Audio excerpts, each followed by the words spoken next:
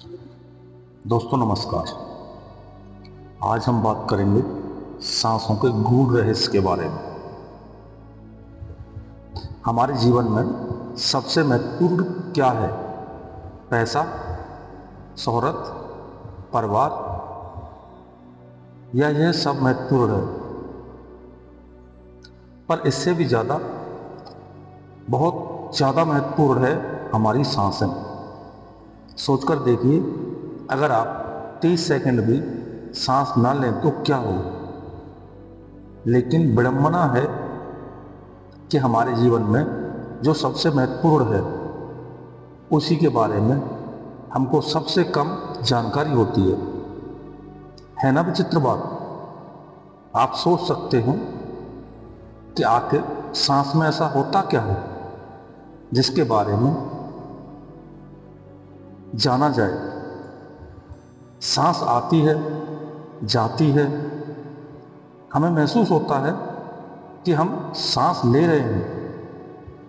आखिर और क्या है सांस में? जबकि वास्तविकता यह है कि हमारे जीवन में होने वाली छोटी से छोटी प्रत्येक क्रियाओं और घटनाओं का हमारी सांसों से बिल्कुल सीधा संबंध है। जी हाँ, आपकी सांसों में ही छिपा होता है सब कुछ जो आपको प्रभावित करता रहता है, आपकी जिंदगी पर अच्छे बुरे असर डाल रहा होता है। यही है सांस का विज्ञान। जानिए क्या है यह विज्ञान और यह कैसे काम करता है। हम क्यों नहीं जानते कि सांस क्या है? आखिर हम सांस के बारे में कुछ क्यों नहीं जानते? क्योंकि यही एक काम है जिसे हम करने के लिए हमें सोचना नहीं पड़ता। हम दिमाग का इस्तेमाल किए बगैर सांस लेते हैं। ईश्वर ने सांस चलने की जिम्मेदारी हमें नहीं दी। अगर सांस लेने का काम भी हमको ही करना होता तो आजकल की बिजी लाइफ स्टाइल में शायद हम यह भी कहते पाए जाते, यार मैं काम में इतना बिजी था कि सांस लेना ही भूल गया। या दूसरों से कहते, मैं बिजी हूँ तो मेरे लिए सांस लेते रहो।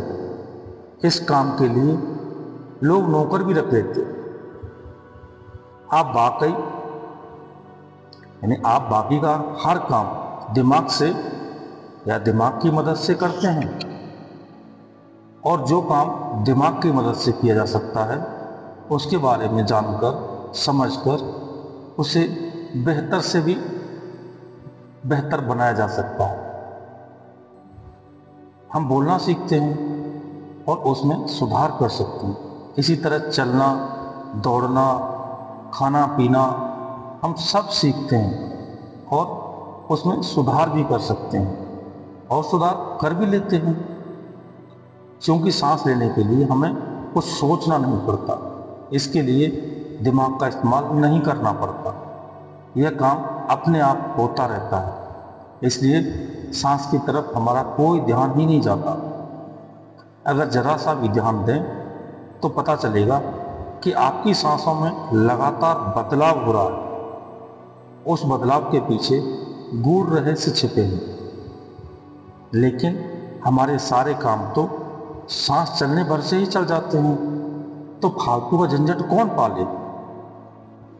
यह और बात है कि अगर आप इस फालतू के झंझट को भी वैसे ही जान लें, सीख लें जैसे आपने बाकी के काम जाने और सीखे, तो आप बड़ी आसानी से अपनी जिंदगी में तमाम झंझटों को पैदा होने से पहले रोक सकते हैं।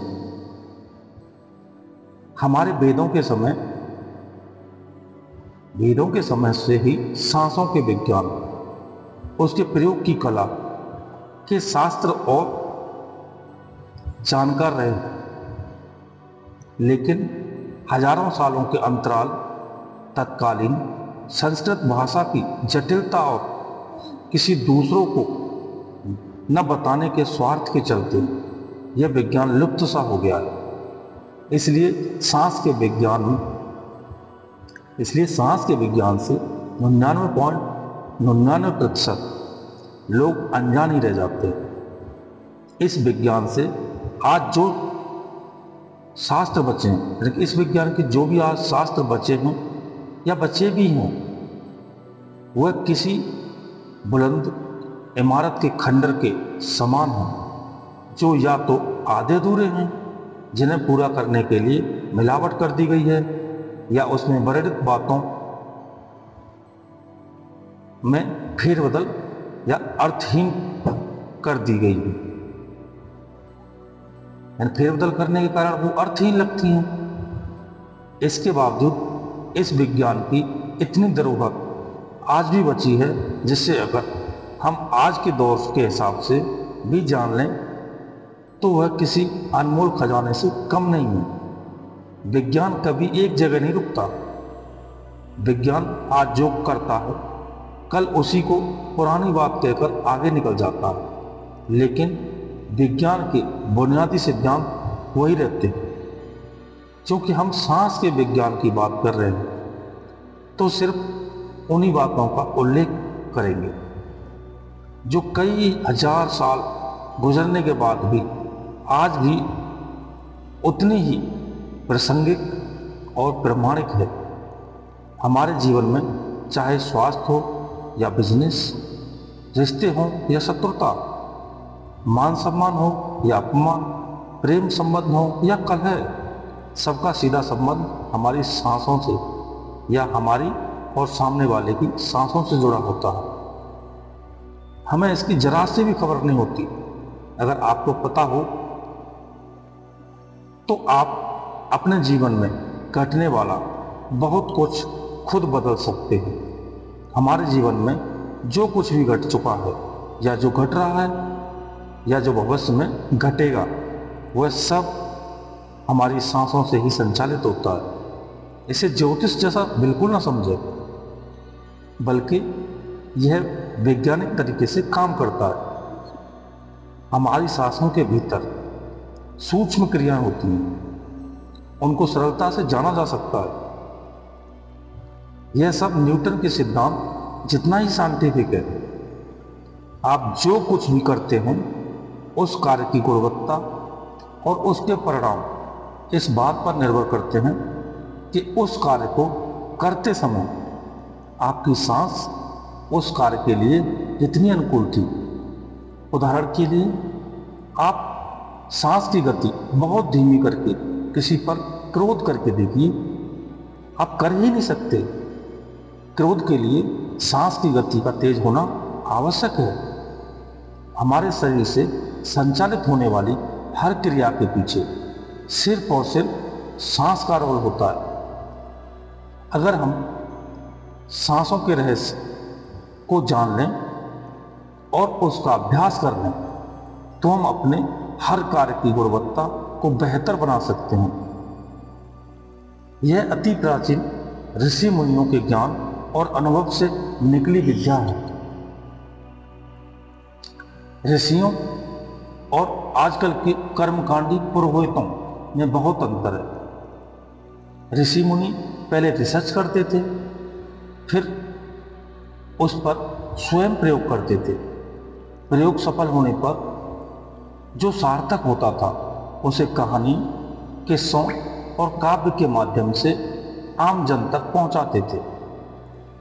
आजकल के लोग ज़्यादातर या जो आजकल के ज़्यादातर पंडितों पुरोहितों की तरह वह अपनी बात किसी के ऊपर थोपते नहीं थे। हम सबकी बात नहीं कर रहे, पर आजकल ज़्यादातर पंडित पुरोहितों यानी कि शास्त्र को पढ़कर उसे याद कर लेते हैं या याद करने में महारत रखते हैं। उसे ज्ञान नहीं, रटी हुई जानकारी समझिए, क्योंकि वे कोई प्रयोग नहीं करते। इसलिए वे यह जानते हैं या यह जानने में अक्सर विफल रहते हैं कि शास्त्रों में जो लिखा है उसके पीछे क्या संदेश छिपा है।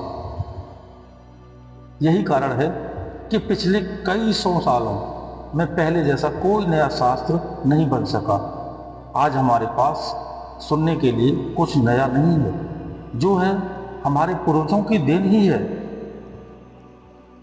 आज के ज़्यादातर पुरोहित कथा तो सुना सकते हैं, पर उस कथा के पीछे या उस कथा के पीछे गूढ़ रहस्यों को नहीं जानते। अगर कोई सवाल करे तो नाराज होकर उसे नास्तिक बता देते हैं। ऐसा वे अपने अज्ञान पर पर्दा डालने के लिए करते हैं। वे वही बात करते हैं जो लिखा गया था। उन्होंने लिखे को कंठस्थ कर लिया होता है, क्योंकि शास्त्रों में गूढ़ बातों को छेपक के तौर पर लिखा गया है। छेपक यानी छिपा कर दिया गया कोई भी संदेश। ऐसे संदेशों को समझने के लिए स्वयं साधना और प्रयोग करके ही जाना जा सकता है। स्वर शास्त्र भी ऐसा ही शास्त्र है, जिसमें बताए प्रयोगों को किए बगैर यह पल्ले नहीं पड़ता।